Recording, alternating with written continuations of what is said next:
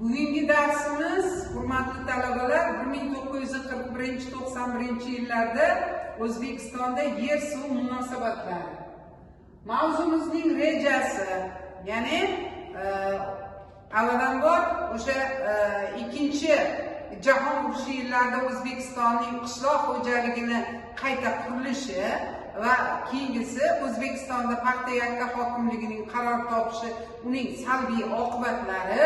Uchinchisi 20-asrning 50-60-80 yillarda qishloq xo'jaligining ahvoli. To'rtinchisi irrigatsiya va melioratsiya qurilishi va yangi yerlarning o'zlashtirilishi.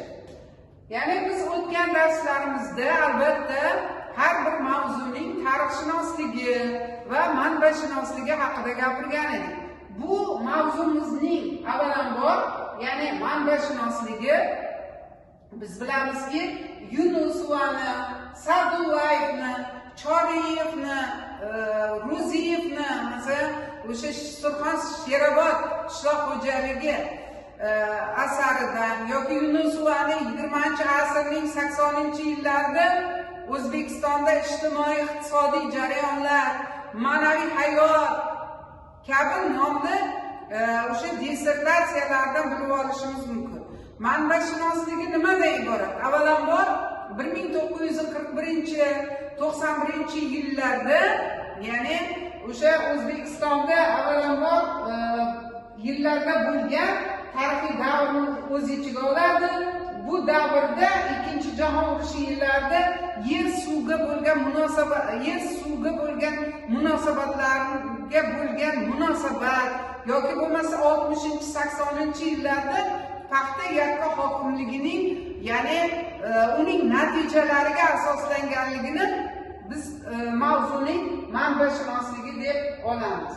Albatta, O'zbekiston Respublikasida ikkinchi jahon urushi yillarida O'zbekistonda qishloq xo'jaligining qayta qurilishi mavzuchasi haqida gapirganimizda, urush boshlanishi bilan respublikada qishloq xo'jaligi oldida ham front orti qishloq xo'jalik mahsulotlari bilan sanoatni xom ashyo bilan ta'minlash vazifasi turadi. Buning uchun xalq xo'jaligidagi barcha sohalar kabi qishloq xo'jaligini harbiy izga solish yoki bo'lmasa texnik ekinlar, don, polis, sabzavot yoki bo'lmasa qand lavlagi kabi ekinlarni ko'paytirish, chorvachilik mahsulotlarini oshirish zarurligini ko'rsatar edi. Albatta, o'sha navbatdagi muammo bu kadrlar muammosi edi, kadrlar masalasi edi.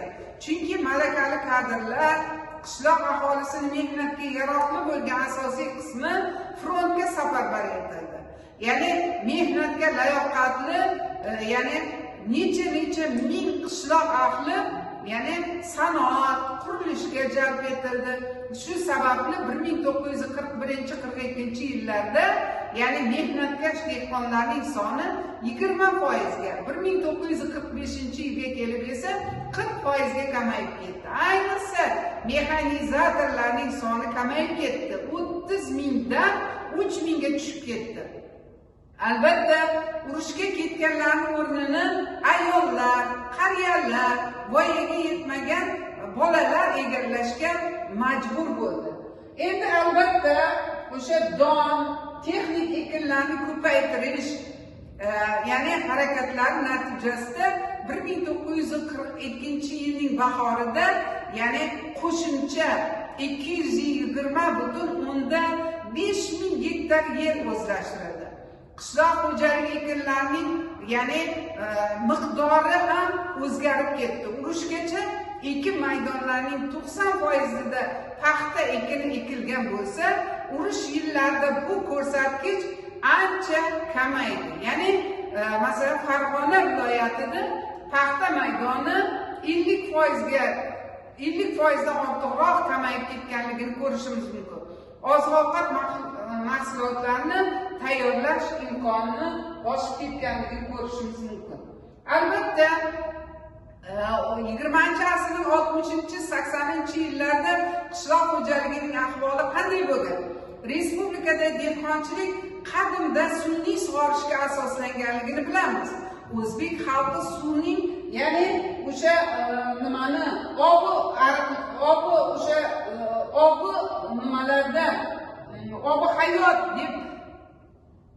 obi hayot deb ardoqlaganligini, kanallarning qurishi yoki bo'lmasa o'sha ekinlarni, ariqlarni tozalash ishlarini doim hashar yo'li bilan amalga oshirilganligini bilamiz. Bu an'ana hozirgacha davom etyapti. Urushdan keyingi 2-10 yillikda respublika hududida ko'plab yirik kanallar, suv omborlari, kollektorlar qurildi. Ya'ni ularning barchasi mehnatkash o'zbek xalqining ya'ni qo'l mehnati bilan bunyod etilganligini bilamiz. Endi albatta 50-yillarning o'rtalariga qadar, ya'ni o'sha Sirdaryoda Boyovut kanali, Farg'ona va Namangan viloyatlari orqali o'tuvchi Oxunboboyev nomli kanal yoki bo'lmasa Qashqadaryo va Samarqand viloyatlaridagi eski Andor kanallari qurildi. Ya'ni 1954-yil Namangan viloyatining Kosonsoy suv ombori ishga tushirildi. Yoki bo'lmasa o'sha ittifoq hukumatining ko'rsatmasi bilan 1956-yilda paxta ekinini ko'paytirish maqsadida, ya'ni Mirzacho'lda 300 ming gektar unumdor qo'riq bo'z yerlarning, ya'ni sug'orishga moslashtirilgan, ya'ni o'zlashtirishga qaror qilindi. Shu munosabat bilan 1961-yilda 127 kvadrat kilometr uzunlikdagi eng yirik janubiy Mirzacho'l kanali qurib bitkazildi. U 350 ming gektardan ortiq yerni sug'orishga mo'ljallangan edi. Shuningdek, 1968-yilda 63 kilometr uzunlikdagi markaziy Mirzacho'l kollektori qurildi. Bu sug'orish inshootlari Mirzacho'lni o'zlashtirishda muhim ahamiyat kasb etdi. Albatta, respublikaning boshqa mintaqalarida ham muhim inshootlar barpo etildi. Jumladan, ya'ni Amudaryoning Buxoro viloyatiga suv yetkazish maqsadida, ya'ni 1965-yil uzunligi 200 kilometr bo'lgan Amu-Buxoro kanali qurildi. Uning, ya'ni suvning 67 metr balandlikda tortib beruvchi yirik nasos stansiyalari barpo etildi. Kanal ishga tushishi bilan Buxoro viloyatida 90 ming gektar yer, jumladan 26 ming gektar yangi yerlar sug'oriladigan bo'ldi. Bundan tashqari Qizilqum sahrosida maydoni 300 ming gektardan ortiq bo'lgan yaylovlar suv bilan ta'minlash imkoniyatini berdi. Biz bilamizki, O'zbekistonda paxta yakka hokimligining qaror topishi, uning salbiy oqibatlari nimalardan iborat edi? Biz bilamizki, o'zbek xalqi tarixida, ya'ni 2 marta paxta yakka hokimligining jabrini ko'rgan. Birinchisi podsho Rossiyasining mustamlakachiligi davrida, ikkinchisi esa 74 yil hukm surgan sobiq sho'rolar davri hisoblanadi. Albatta, 20-asrning 30-yillarida shakllangan paxta yakka hokimligining, ya'ni monokulturasini urush yillarida ancha o'zgardi. Davr taqozosi bilan paxta dalalari qisqardi. G'alla, sabzavot, poliz ekinlari, qatlovlagi ekinlari kengaydi. Paxta mustaqilligi uchun kurash boshlanishi bilan 1929-yil tugatilgan qatlovlagi ekish yana tiklandi. Ko'p tarmoqli qishloq xo'jaligi shakllana boshladi. Lekin bu jarayon uzoq davom etmadi. Urushdan keyin Markaziy O'zbekistonda paxta yetishtirishni ko'paytirishga qaratilgan siyosati qayta tiklandi. Bu maqsadda paxtachilikning moddiy texnik bazasi mustahkamlandi. ya'ni MTS'larning qurilishini ko'payishini aytishimiz mumkin. Birinchidan, paxtachilikni mexanizatsiyalashga e'tibor qaratildi. 1946-yilda sobiq, ya'ni ittifoq hukumati 46-53-yillar davrida O'zbekistonda paxtachilikni tiklash, yanada rivojlantirish rejasi va tadbirlari to'g'risidagi qaror qabul qilindi. Bu qaror asosan O'zbekistonda paxta monokulturasini shakllantirishga qaratilgan edi. Sovet hukumatining, ya'ni ko'rsatmasi bilan oziq-ovqat ekinlarini sug'oriladigan maydonlari paxta ekish uchun ajratildi. Paxta ekin maydonlari kengaytirildi. Qarorda O'zbekistonda ya'ni davlatga asosan paxta sotish 1946-53-yillarda ya'ni 2 barobardan ortib, ya'ni ko'paytirish rejalashtirildi. Respublika hududida ancha olisda, ya'ni Moskvada ittifoq hukumati tomonidan O'zbekistonda 1946-55-yillarda paxtachilikni tiklash, yanada rivojlantirish rejalari, choralari bilan belgilangan, ya'ni tasoddifiy emas edi. Bu hukumat o'zbek xalqi manfaatlari hisobiga, ya'ni respublikada paxta mehnat o'sha monokulturasini shakllantirish, paxtani yalpi hosilni yanada oshirish, ko'paytirishni maqsad qilib qo'ygan edi.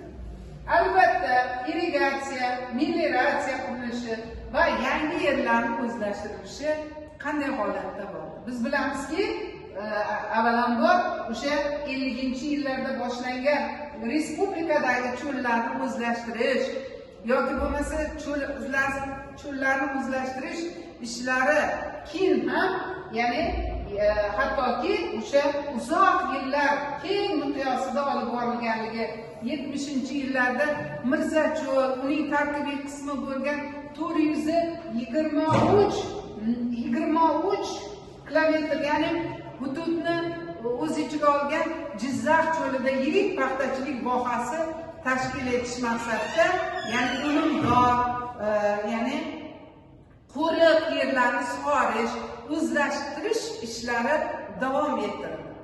Shu munosabat bilan uzunligi 127 kilometr borasida eng yirik Janubiy Mirzacho'l bosh kanali, Markaziy Mirzacho'l kollektori qurildi. Shimoliy Mirzacho'l kanali kengaytirildi. Mirzacho'lning Jizzax mintaqasini suv bilan ta'minlashni yaxshilash uchun Jizzax suv ombori qurildi.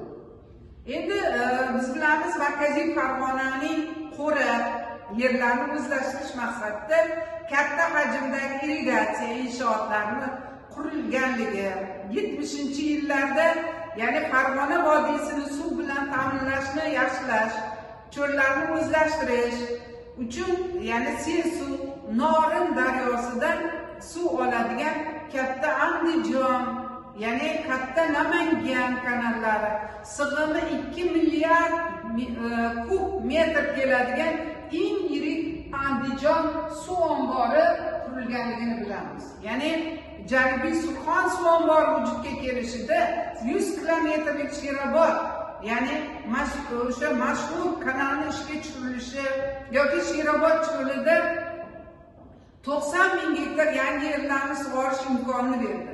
90 kilometrlik qadim Zang kanalini qayta ta'mirlandi. Bundan tashqari suv, ya'ni o'tkazish imkoniyati kengaytirildi. Sherobod cho'lidagi muhim sug'orish inshootlari hisoblangan 56 kilometrli Amuz-Zang kanali 1973-yilda qurib bitkazildi.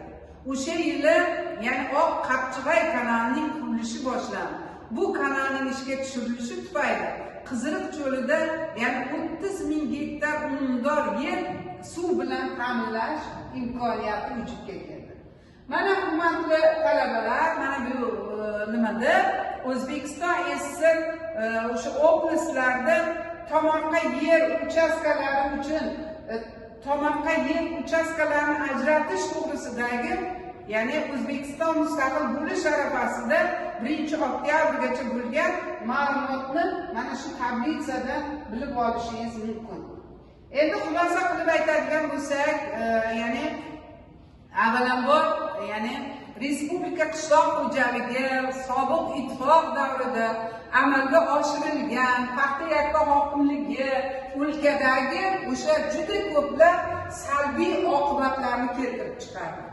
Paxta monokulturasining tinimsiz ortib borishi natijasida Mirzacho'l, Jizzax, Qarshi, boshqa hududlarda cho'llarning o'zlashtirishi oqibatida respublikaning 20-asrning 60-yillariga kelib ichimlik suvi, uy-joy yoki bo'lmasa aholining sog'ligi juda katta global masala bo'lib qoldi. Chunki Orol fojiasi muammosini kelib chiqishi, bunday muammolarni bartaraf etish uchun, ya'ni mustaqil vatanimizni, xalqimizni qolaversa biz o'sha yoshlarni kechirib bo'lmaydigan, ya'ni kechiktirib bo'lmaydigan dolzarb vazifalar turganligini bilishimiz mumkin.